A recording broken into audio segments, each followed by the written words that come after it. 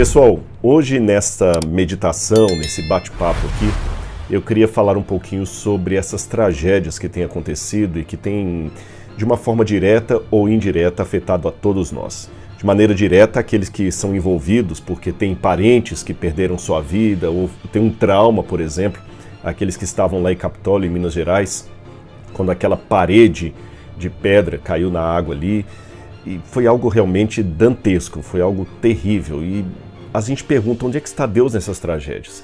Enquanto eu estou fazendo esse vídeo para você aqui, tem tantas famílias que estão perdendo tudo, casas. Lá em Minas Gerais, algumas represas que estavam com risco de transbordar ou, quem sabe, até romper. Aí você tem vídeos dos bombeiros, da polícia, mandando o pessoal sair correndo, deixando para trás casas. Tem gente que tinha um cachorrinho de estimação na casa, não pôde voltar para buscar. Eu lembro de uma mulher dando depoimento, ela falou assim: eu perdi tudo, perdi minha casa, minhas criações. Ela falava de cachorros, de alguns animais de estimação que ela tinha, fora aqueles que perderam entes queridos mesmo. E a gente que lida com a palavra de Deus, que estuda a Bíblia Sagrada, não tem por que não perguntar onde é que está Deus nessas tragédias. Eu sei que muita gente deve estar me perguntando assim: Rodrigo, onde está Deus? E se eu estivesse nesse momento no velório de alguma das vítimas, seja das enchentes ou daquele acidente em Capitólio, talvez o parente que ficou vivo, o amigo, estaria me perguntando: Rodrigo, e aí, você que estuda a Bíblia, você que estuda teologia, onde estava Deus? Onde está Deus nessas tragédias? E a tragédia, ou a pergunta, fica ainda mais, como é que eu diria, irônica, por falta de outra palavra, quando nós vemos, por exemplo, que um dos barcos mais atingidos, que teve maior quantidade de mortos, pelo menos aquele barco que parece que 8 pessoas morreram, todas da mesma família ou amigos da mesma família, porque havia um rapaz que estava comemorando o seu aniversário. Uma das notícias que eu ouvi de um dos policiais ali diz que esse barco, ironicamente, chamava-se Jesus. Então eu fiquei perguntando do lado de cá, quando o dono desse barco foi escolher um nome para sua embarcação, ele poderia ter colocado Poseidon, poderia ter colocado Iara, nomes relacionados às águas, poderia ter colocado Águas Claras. Ele colocou Jesus.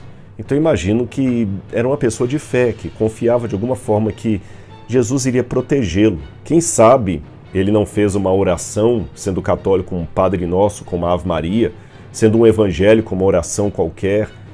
Sei lá se ele fez o sinal da cruz. Eu sei que a tragédia aconteceu onde estava Deus. E sempre que a humanidade é acordada por uma notícia assim, a gente pergunta: onde está Deus? Esse foi o argumento que levou muitos na Europa a se tornarem céticos, especialmente depois de 1755, quando houve o terremoto de Lisboa, que foi definido por Voltaire como sendo o flagelo de Deus. E Voltaire conseguiu, graças ao terremoto de Lisboa, criar uma linha de filosofia chamada deísmo, que até acreditava na existência de Deus, mas confiante de que Deus não estava aqui, ou pelo menos não se importava com as suas criaturas. Aquele Deus da providência, aquele Deus que age, para Voltaire, aquele Deus não existia. No máximo, era um criador que, como o fabricante de um relógio de pulso, ou um relógio de bolso, dá cordas no relógio, falando do relógio daquela época, e coloca ali para funcionar e vai embora. E depois do deísmo, outras correntes também foram surgindo ali, né? Nós já tínhamos antes as formas do racionalismo europeu, David Hume, por exemplo, que diziam que não existe Deus, é só a razão. Aí vem o ateísmo, o agnosticismo, o ceticismo de um modo geral, e as pessoas voltam a se questionar, crentes ou ateus? Onde estava Deus? O crente para buscar uma resposta, o ateu para reafirmar uma argumentação. Eu vou ler com vocês aqui nesse vídeo, nesse momento, aqui o Salmo 91, que é um salmo que aparentemente estaria falando justamente da providência de Deus. Mas onde estava o Deus do Salmo 91? Eu me lembro quando eu era criança, esse salmo era tão conhecido que os mais antigos contavam que se você deixasse uma Bíblia aberta no Salmo 91, o demônio fugiria da sua casa. Eu lembro que minha mãe tinha uma Bíblia que ela ganhou dos adventistas antes de eu nascer. Essa Bíblia depois foi destruída por ela, uma outra história, quando ela descobriu que eu estava dando estudos bíblicos escondido. Eu tinha 12 anos de idade. Mas uma das coisas que eu lembro dessa Bíblia é que ela tinha as páginas aqui do Salmo 91 totalmente amarelas, porque era a única coisa que ficava aberta, era o Salmo 91. E havia muito costume de algumas famílias abrirem a Bíblia no Salmo 91, acreditando que ele espantaria o demônio. O Salmo 91 diz assim: Aquele que habita no esconderijo do Altíssimo e descansa à sombra do Onipotente, diz ao Senhor: Tu és o meu refúgio e a minha fortaleza, o meu Deus em quem confio, pois ele livrará você do laço do passarinheiro e da peste perniciosa. Ele cobrirá com as suas penas, e sob suas asas você estará seguro. A sua verdade é proteção e escudo. Você não terá medo do terror noturno, nem da flecha que voa de dia, nem da peste que se propaga nas trevas, nem da mortandade que assola ao meio-dia. Caiam 1000 ao seu lado, 10.000 à sua direita, e você não será atingido. Somente com seus olhos você contemplará e verá o castigo dos ímpios. Você dirá: O Senhor é meu refúgio. Você fez do Altíssimo a sua morada. Então mal nenhum lhe sucederá. Praga nenhuma chegará à sua tenda, pois aos seus anjos ele dará ordens a seu respeito para que guardem você em todos os seus caminhos. Eles o sustentarão nas suas mãos para que você não tropece em alguma pedra. Você pisará o leão e a cobra. Com os pés esmagará o leãozinho e a serpente. Deus diz: Porque a mim se apegou com amor, eu o livrarei. Eu o protegerei porque conhece o meu nome. Ele me invocará e eu lhe responderei. Na sua angústia eu estarei com ele. Eu o livrarei e o glorificarei. Vou saciá-lo com longevidade e lhe mostrar a minha salvação. Muito bem. Mas onde é que esse Salmo 91 se cumpriu? Naqueles ali que foram mortos. O sujeito estava comemorando o aniversário dele. E antes que alguém fale assim: mas eles estavam com bebedeira, estavam embriagados, estavam, quem sabe, blasfemando, com músicas que não agradam a Deus. Se você está indo com esse raciocínio, então eu posso tornar a pergunta um pouco mais complicada para você. Onde estava Deus, por exemplo, naquele acidente de ônibus que aconteceu uma vez com a Igreja Adventista, onde jovens estavam voltando de um retiro espiritual, e o ônibus tombou na estrada e vários jovens morreram. Aliás, eu poderia colocar essa história até no plural, porque eu conheço pelo menos 3 histórias de acidente de ônibus envolvendo jovens adventistas que estavam voltando de um acampamento espiritual. Uma vez na Igreja Central Paulistana, parece que vários jovens haviam morrido, não sei se foram 12 ou 15 caixões, todos enfileirados na Igreja Central Paulistana, de jovens que morreram voltando de um congresso espiritual. Onde é que estava Deus? Essa pergunta, ela fica muito chocante quando a gente lê no texto, porque a gente não encontra uma explicação óbvia para o sofrimento com base num salmo tão determinista como esse. Se você confiar no Senhor, ele vai cuidar de você, ele vai amparar você. Aliás, esse salmo é tão importante, por isso que ele está na forma de poesia. Eu já mencionei isso em algum outro vídeo que eu fiz explicando a Bíblia. Nos tempos da Bíblia, quando eles queriam enfatizar uma coisa, torná-la tão importante ao ponto de ser decorada, eles falavam em forma de poesia. Tudo que é mais do que importante, supremamente importante, essencialmente importante, é dito em forma de poesia na Bíblia. E não pense em poesia naquele sentido apenas romântico, amoroso, que nós vemos aí nos romances, não. É uma poesia para facilitar a memorização. Por isso que o poema, para eles, mais do que uma coincidência de sons perfazendo a rima, era mais um paralelismo de ideias. A mesma coisa é dita 2 vezes, às vezes 3 vezes, com palavras diferentes. Às vezes é dita de uma forma positiva, às vezes de uma forma negativa. Por exemplo, uma forma que eu tenho de fazer a poesia no hebraico bíblico é colocando assim: de noite eu o procuro, de dia não o consigo encontrar. Percebeu? De noite, de dia. Procuro, encontrar.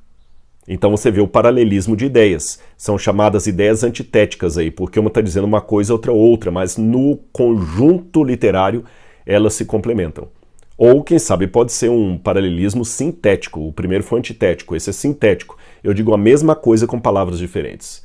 A menina era bela e inteligente. Uma garota bonita e esperta. A mesma coisa dita com palavras diferentes.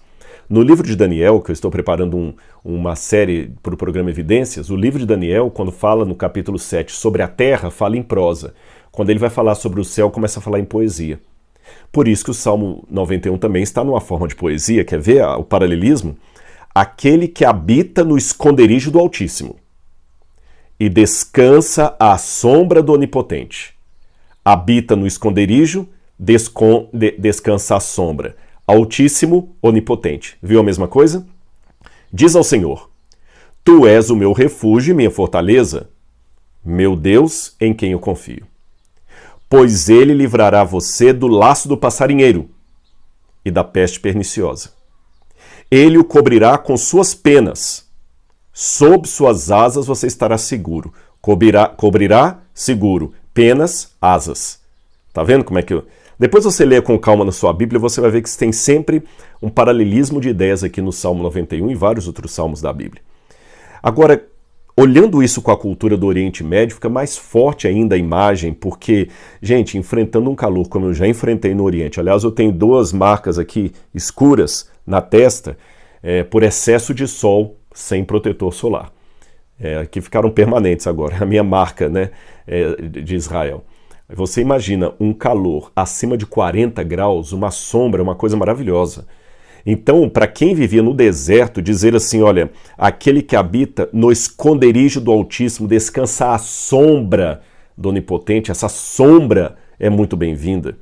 Essa ideia que fala do Senhor assim, ele cobrirá com suas penas e sob suas asas você estará seguro. Havia no Oriente Médio uma ideia muito grande de comparar Deus a um pássaro que protege. Sabe quando a mamãe passarinho vem até o ninho ali, ela com as suas asas abre, protegendo os passarinhos do vento, da chuva, da tempestade, do frio. É essa que é a ideia de Deus. Aliás, mesmo fora de Israel, nós temos isso aqui, por exemplo. Olha, eu tenho um livro aberto aqui que eu deixei até de propósito para mostrar a vocês. Olha essa cena egípcia aqui, olha. De 2 gênios do deserto, 2 gênios, cuidando do filho aqui, que é Horus, tá bom? Então você vê, ele está cuidado sob as asas, tem asa em cima e asa embaixo. Então não é que a Bíblia plagiou o mundo pagão, mas ela usa imagens que faziam muito sentido para aquele pessoal. Eu já disse isso à exaustão. Se o Apocalipse fosse escrito hoje, talvez a imagem da paz seria uma pomba branca, que é encontrada também fora da Bíblia, tá certo? Deus usou a cultura local para comunicar verdades ao profeta que vivia naquela cultura. Então a ideia de um pássaro que protege os seus filhotes ali, ou seus ovos, era um emblema muito clássico para falar da proteção divina. No caso dos pagãos, a proteção dos deuses ou dos gênios. No caso da Bíblia, a proteção do único e verdadeiro Deus. Tanto é que quando você vai para o Salmo 36, verso 7, você encontra essa mesma figura repetida aqui. Eu vou ler com vocês aqui, olha. Salmo 36, versículo 7. Diz assim, olha. Como é preciosa, ó Senhor, a tua misericórdia.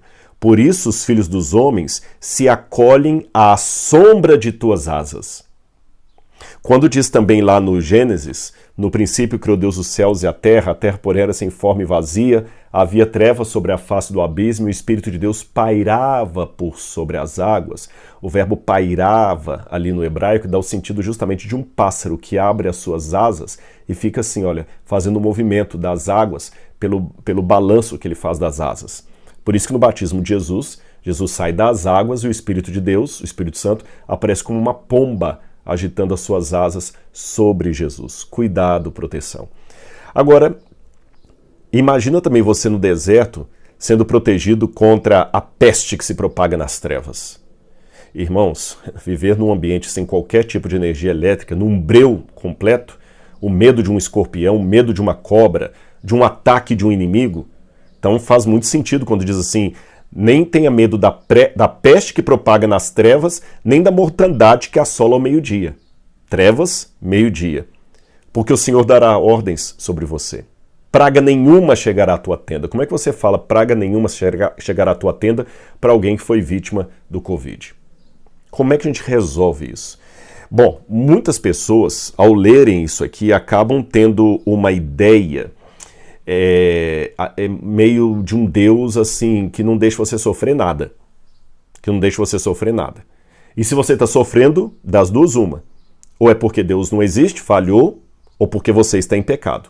Aliás, essa foi a compreensão errônea dos amigos de Jó. Se você olhar com calma o livro de Jó, você vai ver que os amigos de Jó trabalham com essa ideia de que quem está em Deus jamais será prejudicado. Quem está em Deus jamais será atacado. Quem está em Deus jamais terá uma praga chegando até a sua tenda, porque Deus dará ordens aos anjos para protegê-lo. Aí, quando Jó estava sofrendo horrores, no primeiro dia, Jó morava lá na torre mais cara da cidade, digamos assim. No dia seguinte, ele estava no lixão, comendo o resto de lixo e se coçando com um caco de telha, um caco de barro. A única coisa que sobrou para ele, e as suas feridas.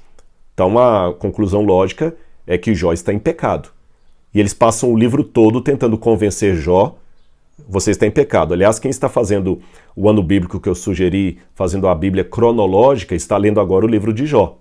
E você vê lá os amigos ele faz, todos eles falando lá assim: olha, Bildade, Jó, você está em pecado, você está em pecado, você está em pecado. Jó, não estou. Então, se você não está em pecado, por que você está sofrendo? Alguma coisa você fez.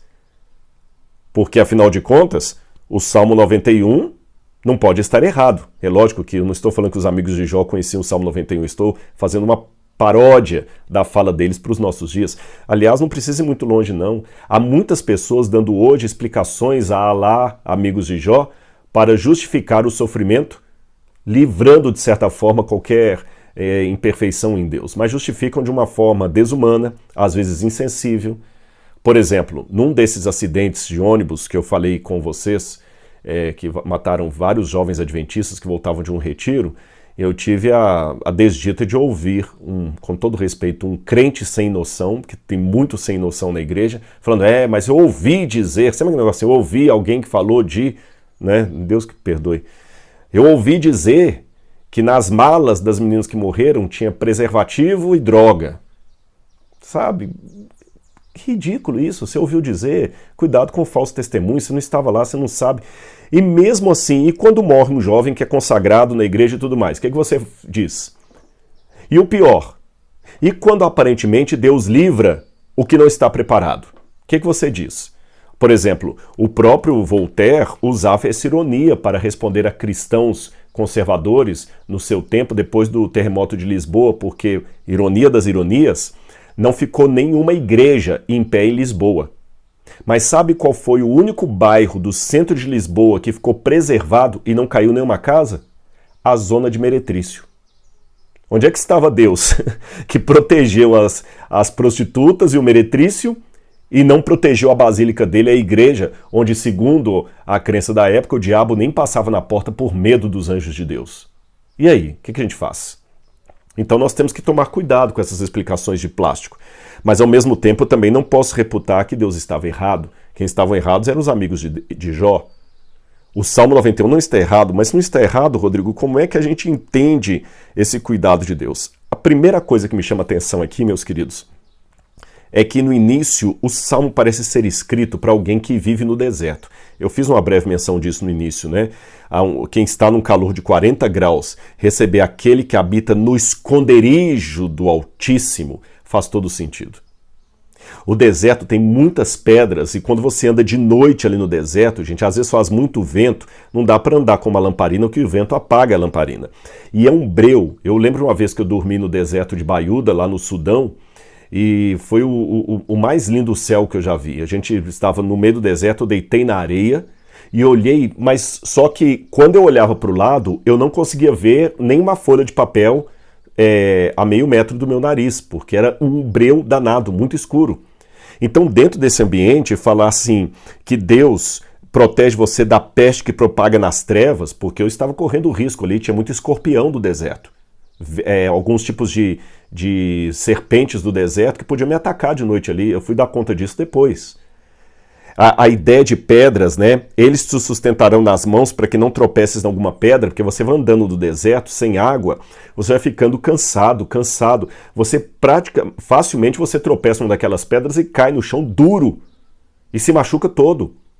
Lembra que eu falei da serpente? Olha, você pisará o leão e a cobra e com os pés esmagará o leãozinho e a serpente. Olha o paralelo, leão, cobra, leãozinho, serpente.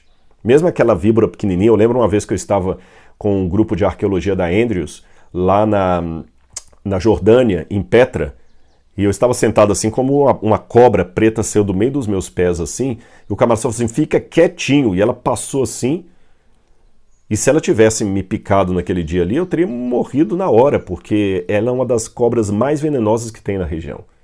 Então imagina a proteção contra a cobra, como é que isso aqui é importante no deserto. Agora, deserto. É interessante que uma das palavras em hebraico para deserto é a palavra midabar, ou midavar. É curioso que midabar significa com, mi a preposição, a palavra, tá certo? Com ou quem, né, o qual, a palavra. Aí uma vez eu perguntei a um judeu, por que deserto tem esse sentido de midabar, com a palavra, davar, palavra? Ele falou, porque o deserto é o único lugar sombrio e solitário ao mesmo tempo para você ter um encontro real com a palavra de Deus. Eu nunca mais esqueci dessa explicação. Então note que o Salmo 91 está sendo escrito para pessoas que estão no deserto e não para pessoas que estão numa casa com ar-condicionado e suco de laranja gelado e assistindo o filme e comendo pipoca. Se a pessoa está no deserto, então é porque alguma provação tem. Algum tipo de provação tem. E que provação seria essa? Mas se tem provação, como é que eu equaciono a provação com a promessa de libertação de Deus? Porque uma coisa parece anular a outra. Se Deus promete te libertar, então não pode ter provação. Se tem provação, por que ele promete livrar? Bom, você já parou para pensar que esse salmo também foi repetido contra Jesus? Quando a gente vai para Mateus capítulo 4, chama a minha atenção que o Satanás, quando vai tentar Jesus, de onde Jesus estava? No deserto. Então lembra, eu falei que o Salmo 91 foi escrito para pessoas que viviam no deserto. E Mateus capítulo 4 mostra Jesus no deserto. E o diabo, no deserto, cita para Jesus o quê? O Salmo 91. Olha o que ele fala para Jesus aqui, olha. E o diabo pega Jesus no deserto, leva Jesus até a cidade santa, Jerusalém, o coloca no pináculo do templo e diz para Jesus assim, verso 6, se você é o filho de Deus, jogue-se daqui, porque está escrito, aos seus anjos ele dará ordens a seu respeito, eles o guardarão nas suas mãos para que você não tropece em alguma pedra. O diabo citou o Salmo 91 para Jesus nessa interpretação errônea que muita gente dá, que uma vez que o Salmo 91 é uma promessa de livramento, então quem não é livrado é porque não está com Deus. Há muitas pessoas que querem fazer essa interpretação, desculpe minha sinceridade, até diabólica, até satânica. É uma interpretação, uma hermenêutica completamente errada, porque não é isso que o Salmo está prometendo. Aí quando você lê errado o Salmo 23, das duas uma. Ou você questiona a providência divina, porque você fala, não, se Deus prometeu livrar e não está me livrando, então é porque ele não é Deus. Ou você vai se tornar um ateu, que vai falar o seguinte, está vendo, Deus não existe, porque se ele existisse, não existiria o sofrimento. Se o Deus que os cristãos acreditam existisse, não teria essa tragédia agora lá em Capitólio. Mas calma. Jesus estava justamente 40 dias no deserto, com fome, sem banho. Jesus não estava bonito. Jesus devia estar feio, cadavérico. O hálito de Jesus deveria estar com um mau hálito grande. Rodrigo, calma, você está falando do Filho de Deus, sim, mas do Filho de Deus encarnado. Jesus não se tornou aparentemente ser humano, não. Ele se encarnou como ser humano. Como diz Paulo, ele se tornou a semelhança de nós em tudo, menos no pecado. Então Jesus também, desculpe a sinceridade, defecava, urinava. Jesus não tinha erros morais, mas Jesus poderia, ao martelar um prego, errar e bater no dedão e fazer um hematoma ali. Jesus poderia. Jesus deixou a cruz cair. Jesus sentia dor. Jesus sentia medo. Jesus sentia frio. Se Jesus estivesse aqui hoje, o corpo de Jesus não seria imune ao vírus.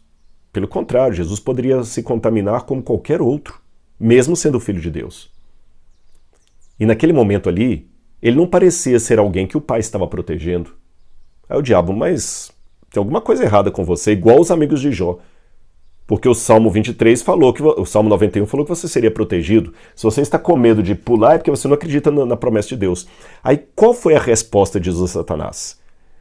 Também está escrito, Jesus também citou a Bíblia, não ponham à prova o Senhor teu Deus. Não ponham à prova o Senhor teu Deus. O que Jesus quis dizer com não ponham à prova o Senhor teu Deus? É interessante que aqui ele está fazendo uma citação de Deuteronômio, capítulo 6, versículo, deixa eu ver que eu anotei, 16. Capítulo 6, verso 16. Deuteronômio 6, 16, que diz assim, olha. 6,16. Não ponham à prova o Senhor seu Deus, a mesma citação de Jesus. Aí só que está o complemento. Como fizeram em Massá. O que eles fizeram em Massá? Qual foi esse colocar a Deus em provas que eles fizeram em Massá? Aí quando a gente vai para o livro de Êxodo, capítulo 17, a gente vê qual foi a provação como é que eles provaram ou tentaram Deus em Massá. Diz aqui, olha, em Massá, deixa-me ver aqui, olha, capítulo 17, está falando de Meribá, não é? Em Meribá. Aí diz o seguinte, quando Deus fala o seguinte, eu estarei com vocês na rocha, né? Aí o pessoal pergunta assim, Israel tentou ao Senhor, estou lendo no verso 6, Israel tentou ao Senhor, dizendo, está o Senhor no meio de nós ou não? O não tentarás o Senhor teu Deus não coloque em dúvidas a providência de Deus por causa da dor que você está passando. Então, meus queridos, embora eu respeite todas as dores, todos os sofrimentos, eu estou orando por vocês, eu digo que o primeiro passo para você saber lidar com a dor é não tente o Senhor teu Deus, não coloque Deus em prova, não questione a justiça de Deus. Naquele episódio de Meribá, que o pessoal tentou a Deus, questionou a justiça de Deus, e que Deus falou o seguinte, não ponham à prova Deus como fizeram em Meribá, e Jesus usa essa palavra para responder ao diabo no deserto, seria o seguinte, Deus salvou o povo do Egito, abriu o Mar Vermelho e os levou para a terra da promessa. Só que, entre o Mar Vermelho aberto e a terra da promessa, aqui no miolo tinha o deserto. E no deserto tinha provação, no deserto tinha tentação, no deserto tinha perigo. Então o que a gente tem que entender? A dinâmica do grande conflito. Se sofrermos demais, nós não entendemos. Se sofrermos de menos, não sabemos qual mal é o mal e não desejaremos nos livrar dele. Então veja bem, Deus dá demonstrações claras de que ele não nos abandonou. Ele tirou o povo do Egito com mão forte. Ele abriu o Mar Vermelho para o povo passar a seco. Mas antes de levá-los a Canaã, ele permitiu o hiato do deserto. Então, se você olhar na sua vida, haverá momentos em que Deus livrou você, como ele abriu o Mar Vermelho, porque na minha vida foi assim. Há a promessa de Deus de conduzir você para o paraíso, para a Nova Jerusalém, mas entre uma coisa e outra, você também tem o hiato do deserto. Então, de que maneira eu entendo o Salmo 91? O Salmo 91 é uma promessa que Deus não nos abandonará. Ele abrirá o Mar Vermelho para nós porque Ele cuida de nós. Mas até que entremos na terra prometida, Ele permitirá que nós passemos por dificuldades. Ele permitirá. Como Ele permitiu que o próprio Jesus passasse por dificuldades. Porque, veja bem, uma leitura errônea desse salmo poderia ser justamente o que está no Salmo 18, 50. Olha aqui, o Salmo 18, verso 50. Olha a promessa que havia sobre o Messias, o descendente de Davi. Diz assim, olha. Vou ler a partir do verso 49. Por isso eu te glorificarei entre os gentios, ó Senhor, e cantarei louvores ao teu nome. É Ele quem dá grandes vitórias ao seu rei e usa de misericórdia para o seu ungido. Deus dá grandes vitórias ao seu rei e usa de misericórdia para o seu ungido, para com o seu Messias. Onde é que estava a misericórdia de Deus enquanto Jesus era crucificado? Então, quando alguém me pergunta, Rodrigo, onde está a promessa do Salmo 91 quando eu perco um ente querido ou sofro uma doença? Eu pergunto de volta, onde estava a misericórdia de Deus prometida em Salmo 18, verso 50, enquanto Jesus agonizava na cruz do Calvário? É esta a questão. Veja bem, você pisará o leão e a cobra. Se você vai pisar o leão e a cobra, é porque eles ainda estarão com você. Se você ainda vai ser livrado da peste que propaga nas trevas, é porque elas ainda propagam nas trevas. Se você está buscando refúgio, é porque ainda é um sol quente e escaldante. E a única maneira que eu encontrei, meus irmãos, em mim mesmo, antes que alguém pense que eu estou sendo insensível, porque não fui eu que perdi um ente querido em Capitólio, não foi eu que perdi um ente querido, não é a minha casa que foi inundada, eu cheguei ontem de viagem, mas a minha casa estava do jeito que eu deixei, mas eu já passei por muitos problemas na vida também, muitas dores. Eu já falei à exaustão que não interessa se é dor de dente ou dor de cabeça, dor é dor. Você está com uma enxaqueca tremenda, eu estou com uma dor de canal tremendo. Você não pode falar que sofre mais do que eu, temos dores diferentes.